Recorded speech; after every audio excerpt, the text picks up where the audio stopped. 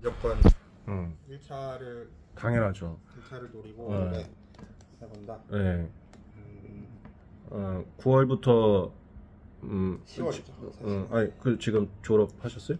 이제 31살이고 아, 직장 다니고 직장 계시고. 다니고 이제 오늘 그만뒀어요. 오늘 네. 그래서 퇴사 처리하다 보다 조금 늦었는데 퇴사하시고 변리사 직업에 관심 가지셔서 예. 10월부터 본격적으로 공부하려고 예. 상담 오신 분인데요.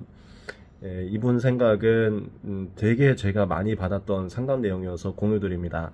10월부터 시작을 했을 때 내년 1차 시험이 현실적으로 쉽지 않을 거다라고 생각을 하셔서 그 다음에 1, 2차 동차 합격을 위해서 뭘 할까 고민하다가 민사소송법을 해보는 게 어떠냐라고 질문 주시러 오셨어요. 이 상담 아주 단호한데 제 생각에 무조건 놉니다. 민사소송법을 지금부터 했을 때 이게 뭔가 도움이 돼야 되잖아요. 얘가 민사소송법은 첫 번째 양이 많아요. 양이 많아서 금방 안 잡힙니다. 예, 기본 강의 듣고 계속 복습을 해줘야 돼요. 그럼 그거를 예를 들어서 1년 동안 계속 할 거냐? 이것도 좀 말이 아니고. 그 다음에 민사소송법이 1차 과목에 큰 도움이 되냐? 물론 민법을 이해할 때 살짝은 도움이 되는데요. 그건 순수하게 2차 과목으로 그냥 가야 돼요.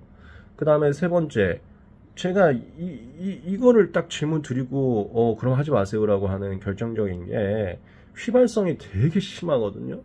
이거 아까 뭐 기본 강의 사례 강의까지 다 듣는다고 하셨는데 지금부터 1차 시험까지 한 3달 동안 민사소송법 기본 강의 사례 강의만 해요.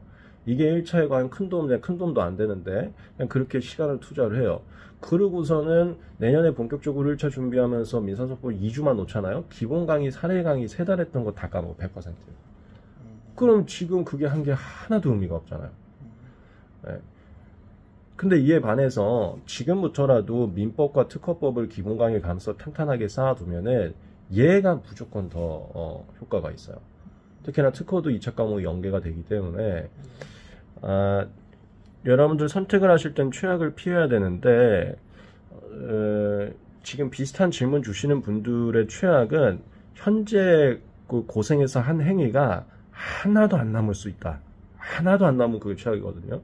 지금 어설프게 민사소송 먼저 기본 강의 사례 강의 일단 그 생각까지는 뭐 잘하셨어요. 기본 강의만으로 하면 하나도 안 남아요.